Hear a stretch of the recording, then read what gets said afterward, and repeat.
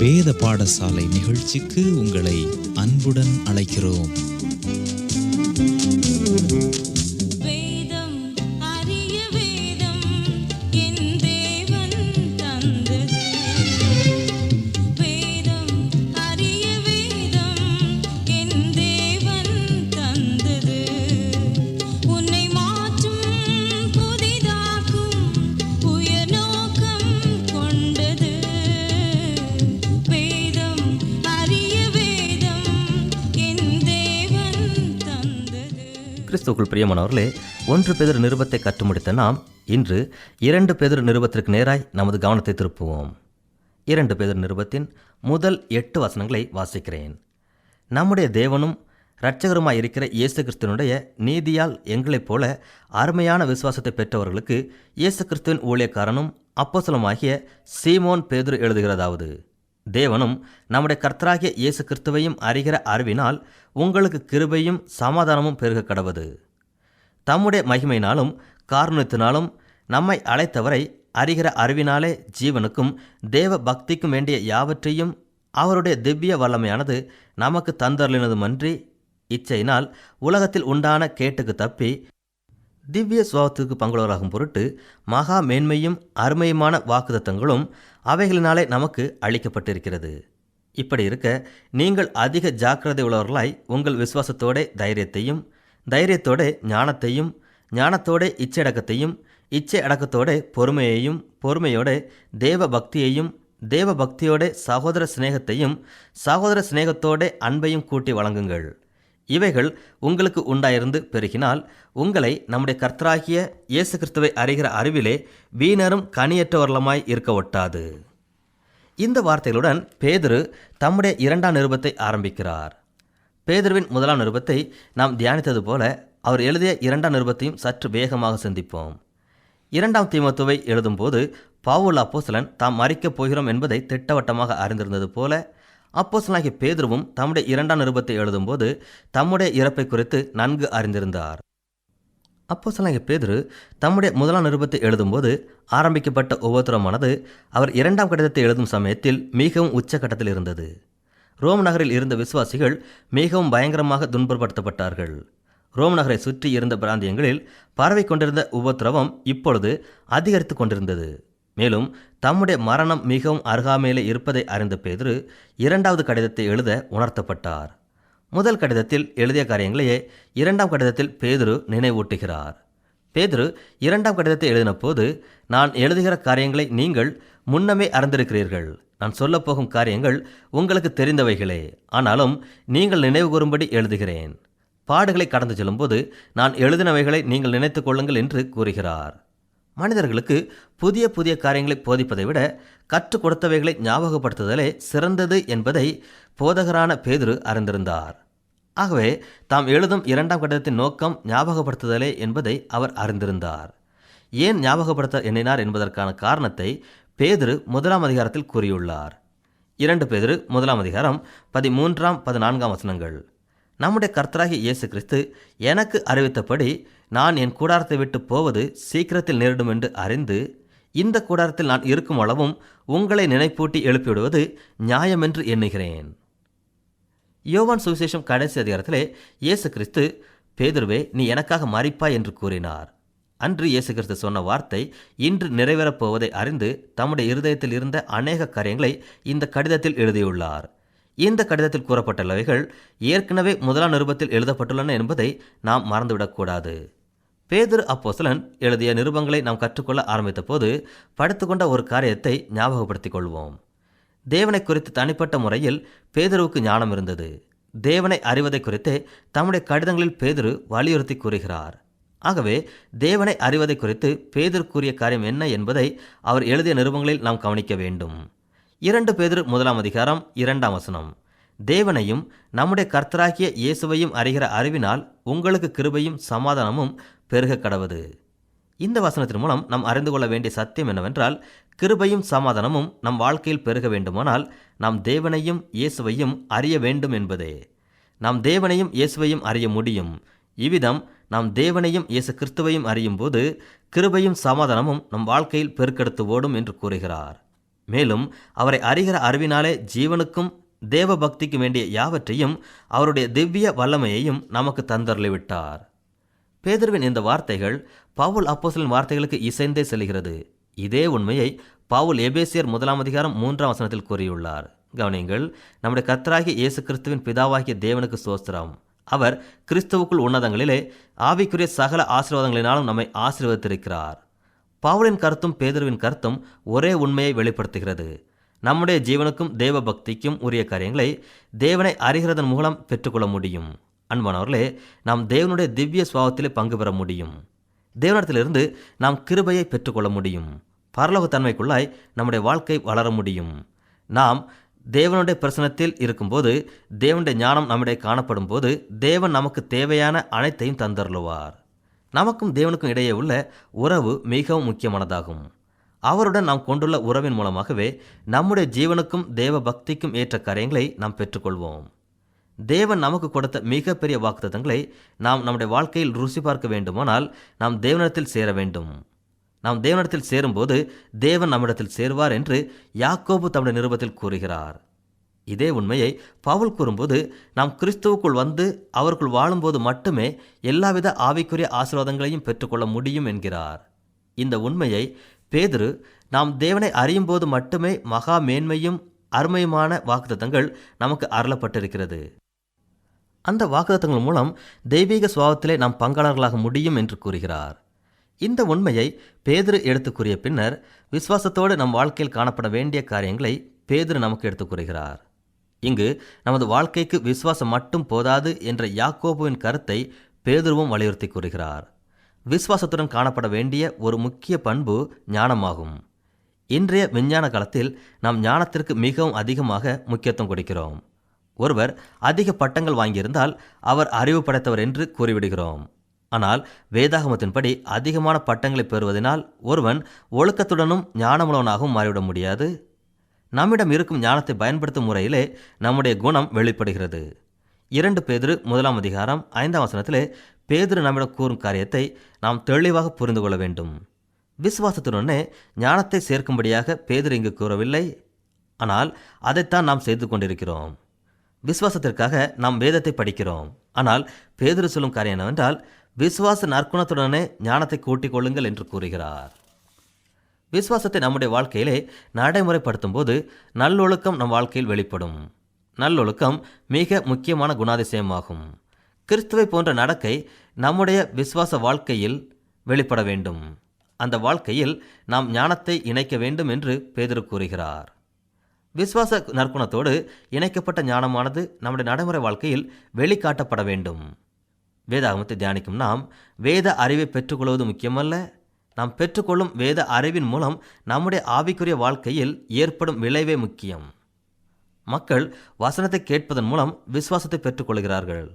விசுவாசமானது புது பிறப்பிற்கு நேராய் மக்களை வழிநடத்துகிறது. புதுபிறப்பு அனுபவத்தை பெற்ற மக்கள் விசுவாசத்தின் மூலம் நற்குணம், நல்லொழுக்கம் ஆகிய நற்குணங்களை பெற்றுக்கொள்கிறார்கள். தொடர்ந்து பேதுரு ஞானத்தோட இச்சையடக்கத்தையும், இச்சையடக்கத்தோட பொறுமையையும், பொறுமையோட தேவபக்தியையும், தேவபக்தியோட சகோதர சிநேகத்தையும், சகோதர சிநேகத்தோட அன்பையும் கூட்டிக் கொள்ளுங்கள் என்றும் கூறுகிறார். இந்த வேத பகுதியானது நம்முடைய விசுவாசத்துடன் கூட்டிக் கொள்ளக்கூடிய ஒவ்வொரு தன்மையையும் சுட்டி காட்டுகிறது.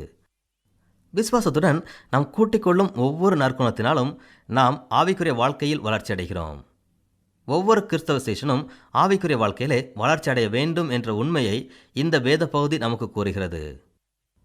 நம்முடைய விசுவாச நற்குணத்துடன் கூட்டிக் கொள்ள வேண்டிய காரியங்களை கூட்டிக் கொள்ளும்போது நமக்கு கிடைக்கும் பலனை 2 பேதுரு 1:8, 8, 9, 10 வாசிக்கிறோம். இவைகள் உங்களுக்கு உண்டாகியிருந்து பெருகினால் உங்களை நம்முடைய கர்த்தராகிய இயேசு கிறிஸ்துவை அறிகிற அறிவிலே வீணரும் கண்ணியற்றோர்களுமாய் இருக்க ஒட்டாது. இவைகள் இல்லாதவன் எவனோ அவன் முன் செய்த பாவங்களற தான் சுத்திகரிக்கப்பட்டதை மறந்து கண் சொருகி போன குருடனாயிருக்கிறான். ஆகையால் சகோதரரே, உங்கள் அழைப்பையும் தெரிந்து கொள்ளுதலையும் உறுதியாகும்படி ஜாக்கிரதையாயிருங்கள். இவைகளை செய்தால் நீங்கள் ஒரு காலம் இடறி விழுவதில்லை. இந்த உண்மைகளை தம்முடைய அறிமுக வார்த்தைகள் கூறிய பேதுரு 12 முதல் 15 வரை இந்த கடிதத்தின் நோக்கத்தை நமக்கு தெரிவிக்கிறார். இது நிமித்தம் இவைகளை நீங்கள் அறிந்தும், நீங்கள் இப்பொழுது அறிந்திருக்கிற சத்தியத்திலே உறுதிப்பட்டிருந்தும் உங்களுக்கு இவைகளை எப்பொழுதும் நினைப்பூட்ட நான் அசதியாயிறேன். நம்முடைய கர்த்தராகிய இயேசு கிறிஸ்து எனக்கு அறிவித்தபடி நான் என் கூடாரத்தை விட்டு போவது சீக்கிரத்தில் நேரிடும் என்று அறிந்து இந்த கூடாரத்தில் நான் இருக்கும் அளவும் உங்களை நினைப்பூட்டி எழுப்பிவிடுவது நியாயமென்று எண்ணுகிறேன். மேலும் நான் சென்று போன பின்பு இவைகளை நீங்கள் எப்பொழுதும் நினைத்து கொள்ள ஏது உண்டாயிருக்கும்படி பிரயத்தனம் பண்ணுவேன். இந்த 4 வசனங்களிலே 2ஆம் நிருபத்தின் நோக்கத்தை கூறிய பேதுரு 3ஆம் அதிகாரம் 1, 2 வசனங்களிலும் 2ஆம் நிருபத்தின் நோக்கத்தை கூறியுள்ளார். கவனியுங்கள் பிரியமானவர்களே, இந்த 2ஆம் நிருபத்தை இப்பொழுது உங்களுக்கு எழுதுகிறேன். பரிசுத்த தீர்க்கதரிசிகளால் முன் சொல்லப்பட்ட வார்த்தைகளையும் இரட்சகராய் இருக்கிற கர்த்தருடைய அப்போஸ்தலராகிய எங்களுடைய கட்டளைகளையும் நீங்கள் நினைவு கூறும்படி இந்த நிருபங்களினால் உங்கள் உண்மையான மனதை நினைப்பூட்டி எழுப்புகிறேன். தம்முடைய நோக்கத்தை எடுத்து கூறும் வசனங்களிலே நினைப்பூட்டுகிறேன் என்ற வார்த்தையை 4 முறை பயன்படுத்தியுள்ளார். இந்த வார்த்தையே பேதுருவின் குறிக்கோளை நமக்கு எடுத்து கூறுகிறது. தேவ வசனத்தில் உள்ள காரியங்களை பேதுரு நினைப்பூட்டுவதையே தம்முடைய குறிக்கோளாக வைத்திருந்தார். பவுலின் இறுதி விருப்பமும் பேதுருவின் இறுதி விருப்பமும் வேதாகமத்தை பற்றியே இருந்ததை நாம் நினைக்கும் போது அவர்கள் வாழ்க்கை உண்மையிலே ஒரு எடுத்துக்காட்டாக இருக்கிறது. 2 தீமோத்தேயுவின் இறுதி வசனங்கள் வேத வாக்கியத்தை குறித்தே அமைந்துள்ளது. அதுபோல 2 பேதுரு 1ஆம் அதிகாரத்தின் இறுதி வசனங்கள் வேத வசனத்தை குறித்தே பேசுகிறது. வேத வசனங்களை குறித்து பேசும்போது பவுலும் பேதுருவும் ஒருவரை ஒருவர் ஆதரித்து பேசுவதை நாம் காண்கிறோம். வேத வார்த்தைகள் எல்லாம் தேவ ஆவியால் அருளப்பட்டிருக்கிறது என்று பவுல் அப்போஸ்தலன் கூறுகிறார். இந்த உண்மையை பேதுரு கூறும்போது ஃபேரோ என்ற கிரேக்க வார்த்தையை உபயோகப்படுத்தியுள்ளார். காற்றானது படகின் மேல் மோதி அந்த படகை நகரச் செய்யும் செயலையே ஃபேரோ என்ற கிரேக்க வார்த்தை எடுத்து கூறுகிறது. இந்த கிரேக்க வார்த்தையை பேதுரு பயன்படுத்தி நமக்கு கற்றுக் கொடுக்கும் காரியம் என்னவென்றால், தேவன் தம்முடைய வார்த்தைகளை பேசும்படியாகவும் எழுதும்படியாகவும் மனிதர்களை உணர்த்தினார். அதன் மூலமாகவே வேத வசனம் நமக்கு கிடைத்தது. மனிதனுடைய சொந்த அறிவு திறமையினாலே வேத வசனம் நமக்கு கிடைக்கவில்லை என்பதை நாம் அறிந்து கொள்ள வேண்டும் என்கிறார். வேத வசனத்திற்கு அடிப்படை காரணமே தேவன். ஆகவே தான் வேத வசனத்தை நாம் தேவ வசனம் என்று அழைக்கிறோம். அன்பானவர்களே, நம்மிடம் இருக்கும் வேத வசனத்தை தேவ வசனம் என்று விசுவாசிக்கிறோமா? ஒருவேளை விசுவாசிப்பதற்கு கடினமாக இருக்குமேயானால் இயேசு கூறும் 2 வசனங்களை நாம் வாசிப்போம். யோவான் 17ஆம் அதிகாரம் 17ஆம் வசனத்தின் பின்பாகம், உம்முடைய வசனமே சத்தியம். யோவான் 7ஆம் அதிகாரம் 17ஆம் வசனம், தேவனுடைய சித்தத்தின்படி செய்ய மனதுள்ளவன் எவனோ அவன் இந்த உபதேசம் தேவனால் உண்டாயிருக்கிறதோ நான் சுயமாய் பேசுகிறேனோ என்று அறிந்து கொள்வான். அன்பானவர்களே, தேவ வசனம் சத்தியமானது. தேவ வசனத்தை வாசியுங்கள், தேவ சித்தத்தின்படி வாழுங்கள். அப்பொழுது தேவ வசனம் மனிதனுடையதா தேவனுடையதா என்பது நமக்கு தெளிவாகிவிடும். நாம் வேதத்தை குறித்து வேறு சில காரியங்களை கற்றுக்கொள்வோம். 2 பேதுரு 1ஆம் அதிகாரத்தின் இறுதி வசனங்களும் 1 பேதுரு 1ஆம் அதிகாரத்தின் இறுதி வசனங்களும் ஒருமித்த கருத்துக்களையே நம்மிடம் பகிர்ந்து கொள்கின்றன. இந்த 2 அதிகாரங்களின் இறுதி பகுதிகள் வேத வசனத்தை குறித்தே பேசுகின்றன. வேத வசனத்தை குறித்து பேசுவதற்கு முன்பாக ஒரு சாட்சியை பேதுரு இங்கே பகிர்ந்து கொள்கிறார். பேதுரு மறுரூப மலையில் இருக்கும்போது கர்த்தராகிய இயேசு கிறிஸ்து மறுரூபம் ஆவதை அவர் பார்த்தார். மறுரூபம் ஆகுதல் என்ற வார்த்தைக்கு மெட்டமார்போசிஸ் என்ற கிரேக்க பதம் பயன்படுத்தப்பட்டுள்ளது. இந்த கிரேக்க வார்த்தைக்கு முற்றிலும் புதிய ரூபம் அடைதல் என்று பொருள்.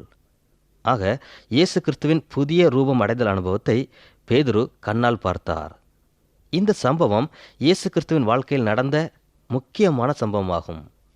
இந்த உன்னதமான அனுபவத்தை பெற்ற பேதுரு கூறும் ஒரு காரியம் என்னவென்றால், பரிசுத்த ஆவியானவராலே ஏவப்பட்டு நம்மிடம் கொடுக்கப்பட்டுள்ள வேத வசனமானது மறுரூப மலை அனுபவத்தை காட்டிலும் மிகவும் உன்னதமானது என்பதே ஆகும். முக்கியமாக பேதுரு சொல்லும் காரியம் என்னவென்றால், நாம் தேவனுடைய வார்த்தைக்கு வருவது இருளிலிருந்து பிரகாசமான வெளிச்சத்திற்கு வருவது போலாகும். முதலாவது, நாம் இருளான பகுதிகளை பிரகாசிக்கும் வெளிச்சத்திற்கு நேராய் வர வேண்டும். வேத வசனமே நமக்கு வெளிச்சமாக இருக்கிறது. நாம் வெளிச்சமாகிய வேத வசனத்திற்கு நேராய் வரும்போது நம்முடைய இருதயத்திலே சில அனுபவங்கள் ஏற்படும். அந்த அனுபவங்களை பேதுரு மிகவும் அழகாக விளக்கி கூறுகிறார். 2 பேதுரு 1ஆம் அதிகாரம் 19ஆம் வசனத்திலே அந்த நிகழ்ச்சியை விளக்குகிறார். அதாவது, வேத வசனம் நமக்குள் வரும்போது பொழுது விடியும், மேலும் நம் இருதயத்தில் விடிவெள்ளி உதிக்கும். உண்மையிலேயே இந்த வாக்கியம் வேத வசனத்தை தெளிவாக விளக்கும் ஒரு சிறந்த உவமை அணியாகும். 1 நிருபம் 1 அதிகாரத்திலே வேத வசனத்தை புதிய பிறப்பை விளைவிக்கும் அழியாத வித்துக்கு ஒப்பிட்டு பேசுகிறார். மேலும் சரீர பிறப்பிலே எவ்விதம் கருத்தரித்தல், கரு வளர்ச்சி காலம், அதன் பின்பு பிறப்பு ஏற்படுகிறதோ அதே விதமாக ஆவிக்குரிய பிறப்பிலேயும் இந்த சம்பவங்கள் இடம்பெறுகின்றன என்பதை 1 நிருபத்திலே பேதுரு நமக்கு தெளிவுபட கற்றுக் கொடுத்தார். 2 நிருபத்திலே வேத வசனத்தை இருளில் இருக்கும் பிரகாசமான வெளிச்சத்திற்கு ஒப்பிட்டு பேசுகிறார். இருளில் இருக்கும் பிரகாசமான வெளிச்சத்தை போன்ற வேத வசனத்திடம் நாம் நெருங்கி வரும்போது வேத வசனம் நமக்கு கற்பிக்கும் காரியங்களை நம் வாழ்க்கையில் நடைமுறைப்படுத்தி அதன்படி வாழும்போது நம்மில் சிறந்த மாற்றம் ஏற்படுகிறது. நம்முடைய இருதயத்திலே விடிவு காலம் ஆரம்பித்து பிரகாசமுள்ள விடிவெளி நட்சத்திரம் தோன்றுகிறது. நம் வாழ்வில் தோன்றும் விடிவெளி நட்சத்திரம் யார் தெரியுமா? உயிர் தெழுந்த இரட்சகரான இயேசு கிறிஸ்து. நமது வாழ்க்கையில் தோன்றும் விடிவெளி நட்சத்திரத்தை குறித்து பவுல் சொல்லும் காரியம் என்னவென்றால், இயேசு கிறிஸ்து நமக்குள் இருக்கும் மகிமையின் நம்பிக்கையாயிருக்கிறார். ஆம் அன்பானவர்களே, இயேசு கிறிஸ்து ஒருவர் இருதயத்தில் குடியேறுவதே மிகப்பெரிய அதிசயமாயிருக்கிறது. ஒருவர் வாழ்க்கையில் கிறிஸ்து வசிப்பதே மிகப்பெரிய அற்புதமாயிருக்கிறது. நாம் தேவனை மகிமைப்படுத்துகிறோம் என்பதற்கு நம்முடன் வசிக்கும் கிறிஸ்துவே தலை சிறந்த ஆதாரமாயிருக்கிறார். ஆனால் கிறிஸ்துவை நம் வாழ்க்கையில் வசிப்பதற்கு எப்படி அனுமதிக்கிறோம்? இயேசு கிறிஸ்து நம் வாழ்க்கையில் எப்படி வருவார்? கிறிஸ்துவை நம் வாழ்க்கையிலே ஏற்றுக்கொள்ள வேண்டும் என்று சொல்லுகிற நமக்கு வேதத்திலே ஏதாகிலும் வசனம் இருக்கிறதா? ஆம், இயேசுவை நாம் எப்படி எப்பொழுது ஏற்றுக்கொள்கிறோம் என்பதற்கான கேள்விகளுக்கு பதில் நமக்கு இருக்கிறது. வெளிப்படுத்தின விசேஷம் 3 அதிகாரம் 20 வசனத்தில் இதற்கான விடை இருக்கிறது. இந்த வசனமானது லவோதிக்கேயா என்ற திருச்சபைக்கு எழுதப்பட்ட கடிதத்தில் வரும் வசனமாகும். இந்த வசனம் நமக்கு என்ன சொல்கிறது என்றால், நம்முடைய இருதய கதவை தட்டிய வண்ணம் இயேசு கிறிஸ்து நம்முடைய இதய வாசலின் அருகே நின்று கொண்டிருக்கிறார். அவருடைய சத்தத்தை கேட்டு இருதய கதவை திறந்து அவரை உள்ளே அழைத்தால் அவர் உள்ளே வருவார். இந்த வசனமானது கிறிஸ்துவை விட்டு பின்வாங்கி போன மக்களுக்காக எழுதப்பட்டது. கிறிஸ்துவின் சீடர்கள் என்று சொல்லிக்கொண்டு கிறிஸ்துவை முழு மனதோடு பின்பற்றாதவர்கள், ஆவிக்குரிய வாழ்க்கையை குறித்து அக்கறையற்றவர்கள், அப்படிப்பட்ட மக்களுக்காக இந்த வசனம் எழுதப்பட்டது. இந்த வசனத்தின் மூலம் முழு அர்ப்பணிப்பு இல்லாத மக்களுக்கு தேவன் சொல்லுகிற சத்தியம் என்னவென்றால், நான் உங்கள் வாழ்க்கையில் வந்து உங்கள் வாழ்க்கையை அர்த்தமுள்ளதாய் மாற்றி உங்களுடனே ஐக்கியம் கொள்ளுவேன் என்று கூறுகிறார். பொதுவாக இந்த வசனம் புதிதாக கிறிஸ்துவை வாழ்க்கையில் வரவழைக்கும் மக்களுக்காக எழுதப்படாமல் கிறிஸ்துவின் சீடர்களாயிருந்து கிறிஸ்துவை விட்டு பின்வாங்கி போன மக்களுக்காக எழுதப்பட்டதாகும். கிறிஸ்துவை வாழ்க்கையில் ஏற்றுக்கொள்ள வேண்டும் என்ற உண்மையை வலியுறுத்தும் மற்றொரு வசனம் யோவான் நற்செய்தி நூல் 1 அதிகாரத்தில் காணப்படுகிறது. யோவான் 1 அதிகாரம் 12 வசனம். அவருடைய நாமத்தின் மேல் விசுவாசம் உள்ளவர்களாய் அவரை ஏற்றுக்கொண்டவர்கள் எத்தனை பேர்களோ அத்தனை பேர்களும் தேவனுடைய பிள்ளைகளாகும்படி அவர்களுக்கு அதிகாரம் கொடுத்தார். இந்த வசனமும் புதிதாக கிறிஸ்துவை ஏற்றுக்கொள்பவர்களுக்காக எழுதப்படவில்லை என்று ஒரு வேதாகம ஆசிரியர் கூறுகிறார். இயேசு கிறிஸ்துவின் 3 ஆண்டுகள் ஊழியத்தில் நடைபெற்ற ஒரு காரியத்தை இந்த வசனம் விளக்குகிறது. எப்பொழுதெல்லாம் மக்கள் அவருடைய நாமத்தின் மேல் விசுவாசம் வைத்தார்களோ அப்போதெல்லாம் தேவனுடைய பிள்ளைகளாகும்படி அவர்களுக்கு அதிகாரம் கொடுத்தார். இந்த நிகழ்ச்சி மக்கள் வாழ்க்கையில் நடைபெறும் போது அவர்கள் மறுபிறப்பு அனுபவத்தை பெற்றார்கள். இந்த வசனத்திலே விசுவாசித்தல் என்ற வார்த்தையானது ஏற்றுக்கொள்ளுதல் என்ற வார்த்தைக்கு இணையாக பயன்படுத்தப்பட்டுள்ளது. ஆகவே நாம் இயேசுவை ஏற்றுக்கொள்ளும் போது தேவனுடைய பிள்ளைகளாக மாறுகிறோம். அன்பானவர்களே, நாம் தியானித்துக் கொண்டிருக்கும் பேதுருவின் 2 நிருபத்தின் மூலமாக பேதுரு நமக்கு கூறும் சத்தியம் என்னவென்றால், கிறிஸ்து நம் வாழ்க்கையில் பிறந்திருக்கிறார். அவர் நம் வாழ்க்கையில் பிறக்கும்போது பாவ இருள் அகன்று ஓடும். ஒருவேளை கிறிஸ்துவானவர் உங்கள் உள்ளத்தில் பிறக்காவிட்டால் என்ன செய்ய வேண்டும் தெரியுமா? இருளில் பிரகாசிக்கும் வெளிச்சமாகிய தேவ வார்த்தையிடம் நீங்கள் வர வேண்டும். அவ்விதம் வெளிச்சத்தின் பக்கம் வரும்போது உங்கள் இருதயத்தில் வித்தியாசமான அனுபவம் ஏற்படும். இருளான உங்கள் வாழ்க்கையில் பொழுது விடியும். விடிவெளி நட்சத்திரமாகிய கிறிஸ்து உங்கள் வாழ்க்கையில் உதிப்பார். உங்கள் வாழ்க்கையிலே கிறிஸ்து பிறப்பார். இந்த சத்தியத்தையே பேதுரு நமக்கு 1 அதிகாரத்தின் இறுதி வசனங்களில் கூறுகிறார். நாம் தொடர்ந்து 2 பேதுரு 2 அதிகாரத்தை சிந்திப்போம். இந்த அதிகாரமும் யூதா எழுதின நிருபமும் ஒரே மாதிரியான செய்திகளை நமக்கு கொடுக்கிறது. 2 அதிகாரம் கள்ள போதகர்களை எச்சரிக்கும் அதிகாரமாக இருக்கிறது. ஆகவே இந்த செய்தியை யூதா நிருபம் கற்றுக்கொள்ளும்போது நாம் படித்துக்கொள்வோம். அதனால் இப்பொழுது நாம் 2 பேதுரு 3ஆம் அதிகாரத்தை தியானிப்போம். 3ஆம் அதிகாரம் கர்த்தருடைய நாளை குறித்து பேசுகிறது. பழைய ஏற்பாட்டிலே யோவேல், செப்பனியா போன்ற புத்தகங்களை படிக்கும்போது கர்த்தருடைய நாளை குறித்து சிந்தித்தோம். அந்த கருத்தையே பேதுருவின் பின்னணியில் சிந்திப்போம். இயேசு கிறிஸ்துவின் 2ஆம் வருகை என்பது தொடர்ச்சியான நிகழ்ச்சியை குறிக்கும் ஒரு பதமாகும். இயேசுவின் 2ஆம் வருகையின் தொடர் நிகழ்ச்சியில் இடம்பெறும் ஒரு சம்பவமே கர்த்தருடைய நாள் என்பதை நாம் மறந்து போகக்கூடாது. இயேசு கிறிஸ்துவின் 2ஆம் வருகை என்பது ஒரே நாளில் நடந்து முடியும் ஒரு நிகழ்ச்சி அல்ல. இது அநேக தொடர் நிகழ்ச்சிகளை கொண்டது. இயேசு கிறிஸ்துவின் 2ஆம் வருகை நிகழ்ச்சியிலே இரகசிய வருகை அல்லது திருச்சபை எடுத்துக்கொள்ளப்படுதல் நடைபெறும். மகா உபத்திரவ காலம் நடைபெறும். தேவனுடைய ராஜ்யம் பூமியிலே ஸ்தாபிக்கப்படும். உயிர்த்தெழுதல்கள் நடைபெறும். மேலும் பல நிகழ்ச்சிகள் இடம்பெறும். ஆனால் இயேசு கிறிஸ்துவின் 2ஆம் வருகையின் தொடர் நிகழ்ச்சியிலே இடம்பெறும் இறுதி நிகழ்ச்சி கர்த்தருடைய நாள் ஆகும். கர்த்தருடைய நாள் திடீரென்று ஏற்படும் நிகழ்ச்சியாகும். அந்த நாளில் யாவும் ஒரு முடிவு நிலைக்கு கொண்டு வரப்படும். பூமியில் காணப்படுபவர்களுக்கு மட்டுமல்ல, அண்ட சராசரம் அனைத்திற்கும் கர்த்தருடைய நாளில் ஒரு முடிவு கட்டப்படும். பூமியானது என்றுமே அழிந்து போகாது என்று சிலர் எண்ணலாம். ஆனால் இயேசு வானமும் பூமியும் ஒளிந்து போகும் என்று கூறினார். இப்படிப்பட்ட முடிவு நிலையையே பேதுரு தம்முடைய 2ஆம் நிருபத்தின் 3ஆம் அதிகாரத்திலே நமக்கு கூறியுள்ளார். அவர் கூறிய வசனங்களை நாம் வாசிப்போம். 2 பேதுரு 3ஆம் அதிகாரம் 1ஆம் வசனம் முதல் 15ஆம் வசனம் வரை. பிரியமானவர்களே, இந்த 2ஆம் நிருபத்தை இப்பொழுது உங்களுக்கு எழுதுகிறேன். பரிசுத்த தீர்க்கதரிசிகளால் முன் சொல்லப்பட்ட வார்த்தைகளையும் இரட்சகராயிருக்கிற கர்த்தருடைய அப்போஸ்தலராகிய எங்களுடைய கட்டளைகளையும் நீங்கள் நினைவு கூறும்படி இந்த நிருபங்களினால் உங்கள் உண்மையான மனதை நினைப்பூட்டி எழுப்புகிறேன்.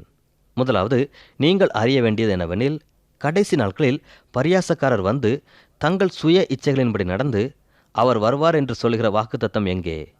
பிதாக்கள் நித்திரை அடைந்த பின்பு சகலமும் சிருஷ்டிப்பின் தோற்றம் முதல் இருந்த விதமாய் இருக்கிறதே என்று சொல்லுவார்கள்.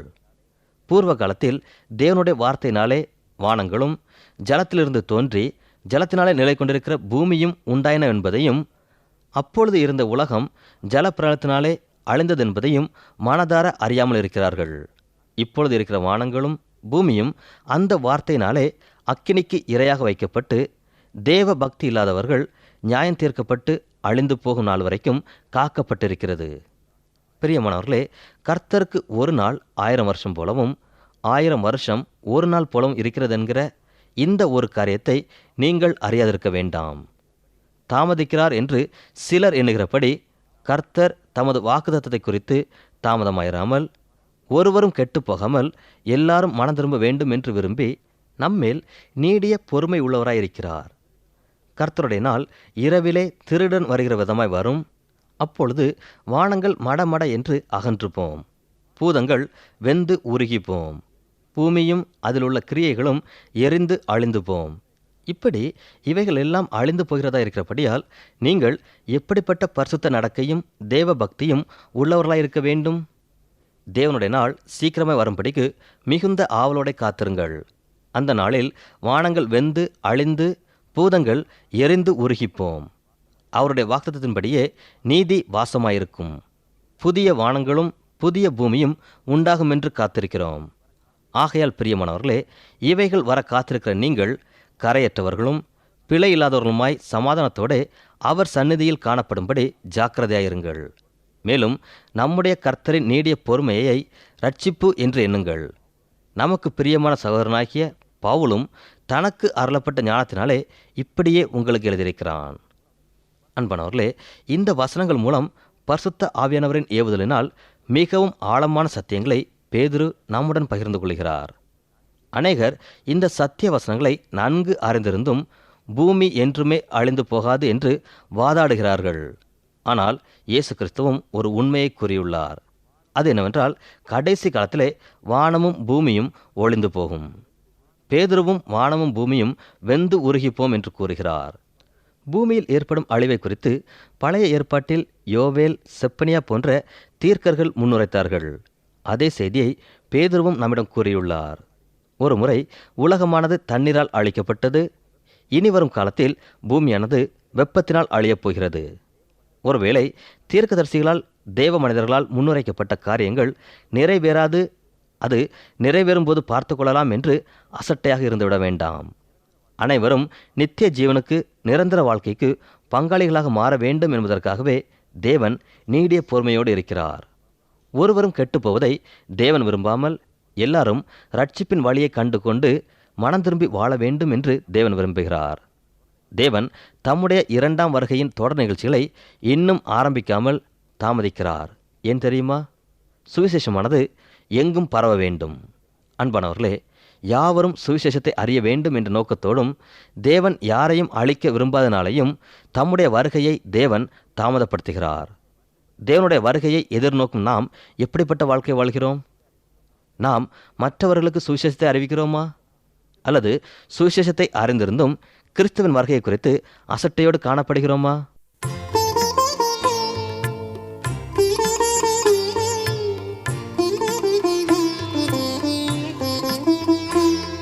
இந்நிகழ்ச்சியை கேட்ட உங்களுக்கு நன்றி கூறுகிறோம். இந்நிகழ்ச்சியில் ஒலிபரப்பாகும் வேத பாடங்களை பற்றி மேலும் அறிந்து கொள்ள இலவச துணை நூல் தயாராக உள்ளது.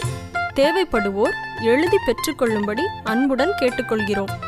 எங்கள் முகவரி: வேத பாடசாலை, தபால் பெட்டி எண் 1037, கீழ்ப்பாக்கம், சென்னை 10, தமிழ்நாடு.